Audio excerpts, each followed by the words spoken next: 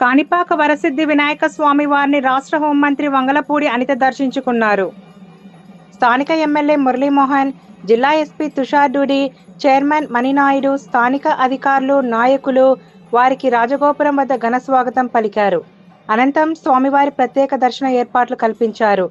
మూషిక మండపంలో వేద పండితుల ఆశీర్వాద నడుమ తీర్థ ప్రసాదాలను, శేష వస్త్రాలను ఆమెకు అందజేశారు.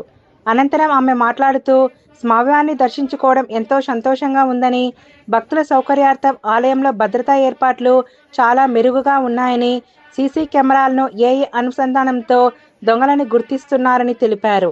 స్థానిక పోలీస్ అధికారులు కర్తవ్య బాధ్యతలు బేషుగా నిర్వహిస్తున్నారని ఆమె కొనియాడారు.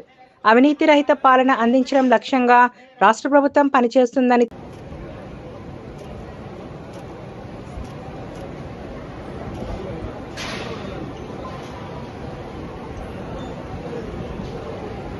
వరసిద్ధి వినాయకుని దర్శించుకోవటం అన్నది నిజంగా ఒక పూర్వజన్మ సుకృతం.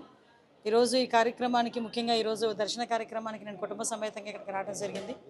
ఈరోజు వచ్చిన తర్వాత నుంచి ఆలయ అధికారుల దగ్గర నుంచి, మా డిపార్ట్మెంట్ కానీ, ముఖ్యంగా మా సోదరుడు మురళి దగ్గరుండి ఆహ్వానించి ఈరోజు దర్శన భాగ్యం కలిగించినందుకు ప్రత్యేకంగా మా ఎమ్మెల్యే గారికి కృతజ్ఞతలు తెలియజేసుకుంటున్నా.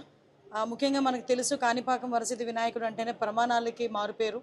ఇక్కడ ఏదైనా ఒక ప్రమాణం చేస్తే ప్రమాణం తప్పకూడదు అని చెప్పి ఒక గట్టిగా నమ్ముకునే ఒక వ్యవస్థ ఇది. అదేవిధంగా వరసిద్ధి వినాయకుడి దగ్గర ఏ కోరిక కోరినా కూడా కంపల్సరీగా నెరవేరుతుంది అన్న విషయం మనందరికీ కూడా తెలుసు. ముఖ్యంగా ఈ టెంపుల్ తాలూకా అభివృద్ధి కూడా లాస్ట్ ఇంచుమించుగా 50-60 సంవత్సరాల్లో జరిగిన అభివృద్ధి అంతా కూడా నిజంగా అదృష్టవంతుడు మా ఎమ్మెల్యే మురళి. తన ఆధ్వర్యంలో ఈరోజు టెంపుల్ యాజమాన్యం ఆధ్వర్యంలో, తిరుమల తిరుపతి దేవస్థానం ఆధ్వర్యంలో ఈరోజు పెద్ద ఎత్తున ఈ కాణిపాకం డెవలప్మెంట్ యాక్టివిటీస్ కూడా జరగటం అన్నది నిజంగా ఒక మంచి పరిణామం కింద భావించాలి.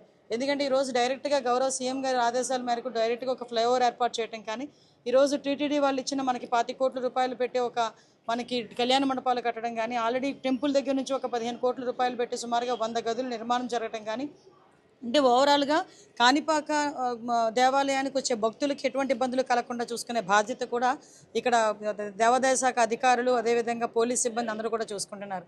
ఇప్పుడే అడిగాను నేను మా పోలీస్ డిపార్ట్మెంట్ వాళ్ళని, మా ఎమ్మెల్యే గారిని, ఎన్ని సీసీటీవీ కెమెరాస్ ఉన్నాయండి అని.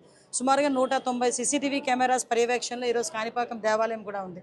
కాణిపాకం ఇక్కడ అంటే మనకి ఇక్కడ దాన్ని నిజరూపం ఉంటుంది, కాణిపాకం నిజరూపం ఉంటుంది. అందుకే ఇక్కడ ప్రమాణాలు కూడా చాలా ఎక్కువగా జరిగే పరిస్థితి కూడా కనిపిస్తూ ఉంది.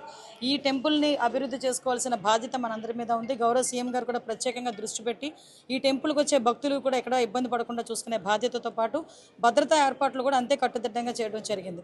ఈరోజు కాణిపాకం దేవాలయంలో సీసీటీవీ కెమెరా పర్యవేక్షణ కాకుండా వాటిని ఏఐ కన్వర్షన్ చేసి ఎవరైనా దొంగలు కానీ అటువంటి వాళ్ళు ఎవరైనా కనుక ఇటు లోపలికి వచ్చినా కూడా ఈజీగా ఐడెంటిఫై చేసేటట్టు కానీ, ఎవరైనా ఎటువంటి ఇబ్బంది పెట్టేటట్టు ఉన్నా కూడా ఈజీగా ఐడెంటిఫై చేసేదానికి కానీ ఒక ప్రత్యేకమైన ప్రణాళికతో ఏఐ కన్వర్షన్ కూడా చేస్తున్నారు.